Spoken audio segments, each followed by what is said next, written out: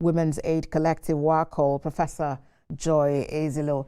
Thank you so much for joining us. Let's begin with you, Prof. Let's begin with an X-ray of the theme for this year. It is Unite to End Digital Violence Against All Women and Girls. Talk to us about the significance of that theme in 2025. Yes, it's very important. We know that 25th of November every year has long been marked by United Nations as a day for elimination of all forms of violence against women. And from there, it gathered momentum and led to the global 16 days of activism. And this year's, every year a team is chosen. And this year's team is so apt because digital violence, there has been a spike in digital violence against women. And this is often not recognized. And when you look at laws and laws of many countries, especially in Africa, they hardly take that into account because digital violence committed through the medium of computer, internet, so, cyberspace, which is like cyber crime, cyber stalking, often in drafting of laws, and think of those penal laws that some of them are very old. They didn't envisage this world of new technologies and what new technologies can be deployed. It is very good. At the same time, it can be used to commit a lot of crime. I personally, I was special rapporteur on trafficking in persons, especially women and children, not globally. So I knew how new technologies have been deployed in trafficking people. So when you think of digital violence, you think that it can also, even rape can be committed. Even think of pornography. People are even, there are young people who have committed suicide because someone had made them to show themselves in an indecent manner, and they have uploaded that, and the whole world have seen it, and many young people have committed suicide, and some have been tricked. And this doesn't just affect women, it also affects men, even young boys. So that's why the team is important. And for us also, just building on that team, we've organized a lot of commemorative activities, including looking at, we had art competition, both for tertiary category, for secondary high school category, and the team is through the eyes of the victim and survivor of gender-based violence. We've also, apart from the art competition, mobilized communities, especially the traditional and religious leaders, towards prevention of gender-based violence. Because prevention, as the clinic goes, is better than cure. So yes, this is a time to unite and say no. Yes, indeed. Prevention is key, and of course, these religious and traditional rulers have great influence on the communities, and we do hope that they are able to pass the message down. But bringing in Fatima Mohammed at this time now. Now, this commemoration, the campaign was created since 1991. That's about 34 years running now. How do you think we're faring as a people globally, and of course, Nigeria specifically now, in this campaign to end, all forms of attack, as it is, on women in the space of gender-based violence, and considering especially that statistic that we have that about 16 to 58% of women and girls actually face digital violence today. True. Fatima Mohammed. All right, it appears this. Okay, are you able to speak now? All right, we will get back to Fatima Mohammed in a moment. Coming back to you, Prof. Yes, would attend to that question later. But then, this year it's marking the 30th anniversary of the Beijing Declaration and Platform for Action. You have worked closely, as a rapporteur, on these issues that have to do with trafficking in persons, on women's rights and all of that. So what do you think at this point, needs to be done to actually help the situation to protect the women's and girls' rights? Prof, please. A lot, because if you look at those 12 critical areas of concern that we identified during the Beijing conference, you will see that all of that we have not excelled. We cannot say we have achieved even 70% in any of them. So because it talks about violence against women, it still remains the most surreptitious forms of violence against women, the issue of poverty, the most surreptitious form of violation of women's rights, the issue of poverty, the issue of economy, the political participation, the women and media. If you look at all of those areas, we haven't achieved gender equality as envisaged. And if you're looking at women's human rights, huge violation. It's still out there. It takes actually 10 lives, as I've conceptualized it before, to survive womanhood from cradle to grave. It follows discrimination, sex stereotype, and then the gender-based violence. So harmful widowhood practices is very rife, physical abuse very rife, economic deprivation, including denial of inheritance right, digital violence cases like we mentioned, even this year in WACO that provides free legal aid to women and young people in especially difficult situations, including persons with disability.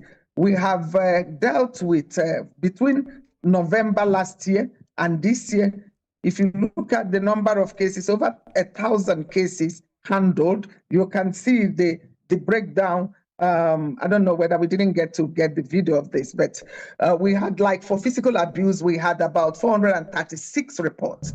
And for harmful widowhood practices, we had 180 cases. Sexual offenses, we had over 50 cases. And then if you look at digital violence, we had about 5 cases of digital violence.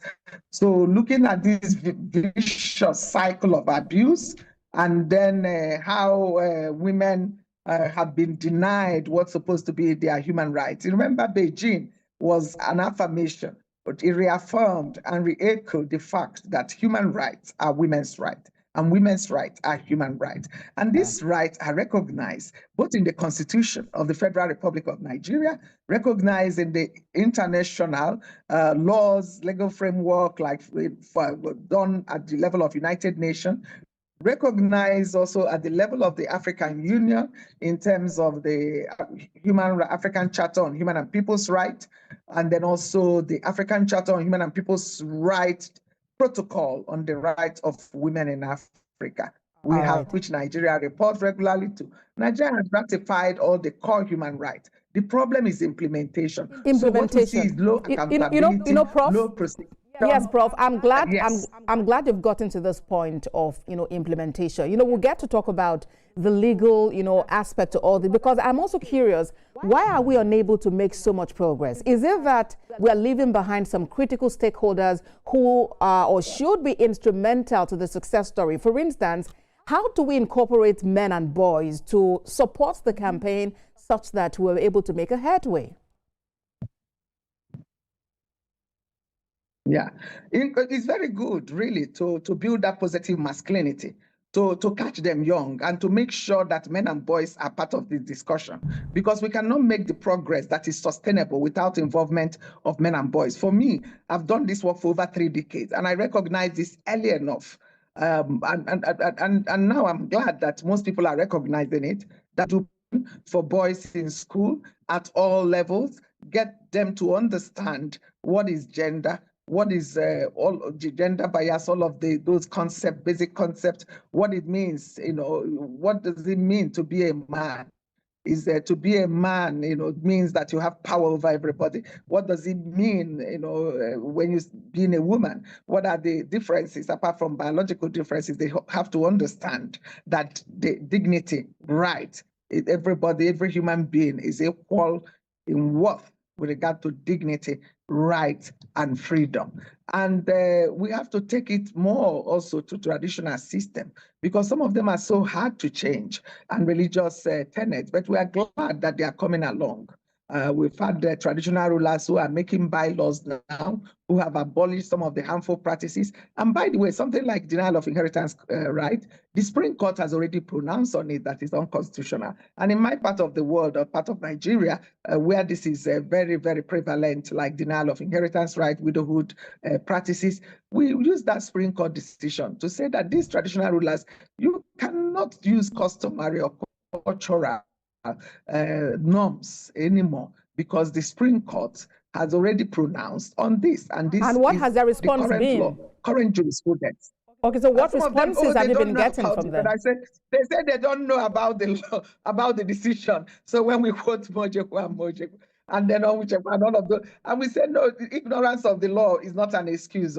But of course, we know that it's not an excuse, but we are now telling you that this is the law of the land, and we expect you to comply. And we also expect you to comply with international obligations of Nigeria, because Nigeria have ratified CEDAW, because Nigeria has ratified the protocol to the African Charter on the Rights of Women and women in Africa. So you are part of the system, and you're supposed to implement those laws. But also coming home, look at frontline, look at the justice ecosystem, for example. Look at those who are in the front line of administration of justice. Look at prosecutors, police, for example, the judges, magistrates.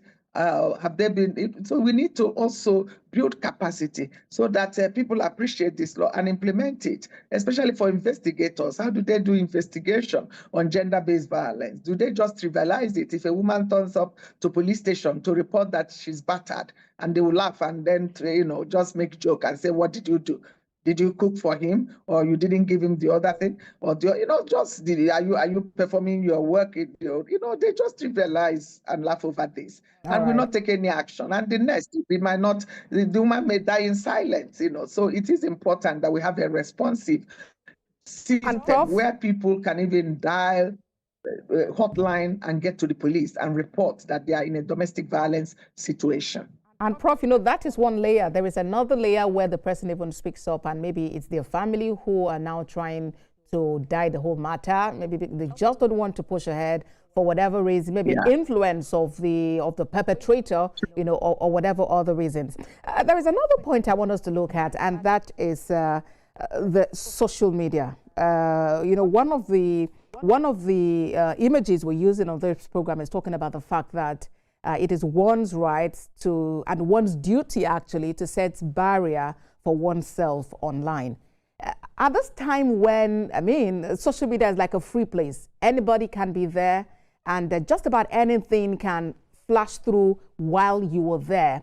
How can the providers, how can the big tech companies also be held liable? How can they be made to follow to ensure that young people or vulnerable individuals are not exposed to some of these messages or words that could actually be harmful to them or further make them vulnerable?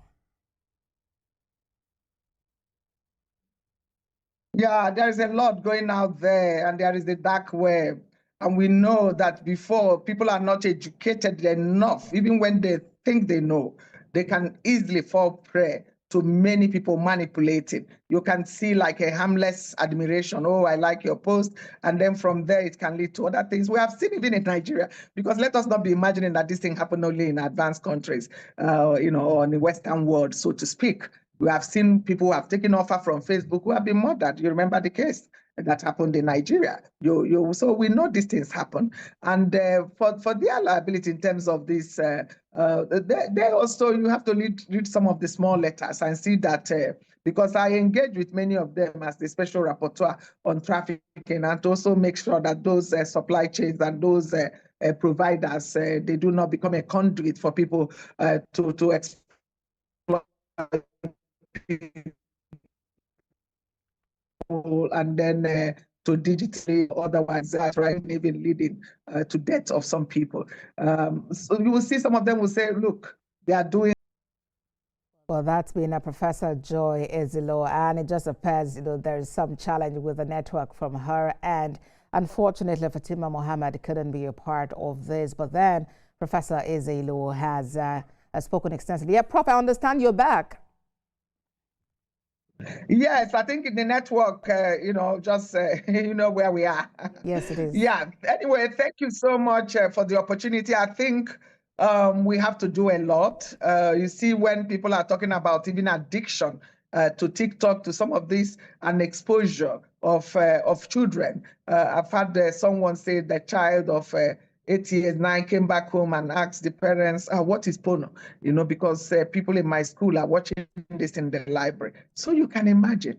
So we have a long way to protect children from this type of thing. We've seen children, like I mentioned before, commit suicide because although there's liability, but then for you to hold them vicariously liable, there are also conditions for you because you freely sign up to this. You're not, and so it's all regulated. So it depends on case-by-case basis, but I agree that they should do more, and they are doing. I know many big ones, I don't want to mention names, are taking action and are doing really well.